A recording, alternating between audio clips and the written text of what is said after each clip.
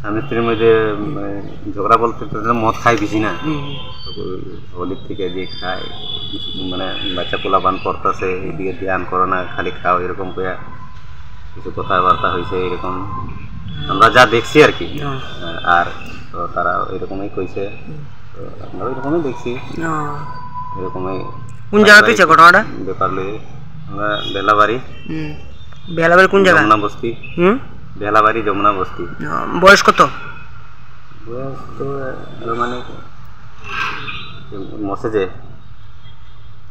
কেমন হইব 38 37 38 এরকম হইব বা 40 না মনে হয়। কি করে? রাজমিস্ত্রির যুগালি কাজ করে এরকম আর কি, আর টুকটাক দিন মজুরির কাজ করে।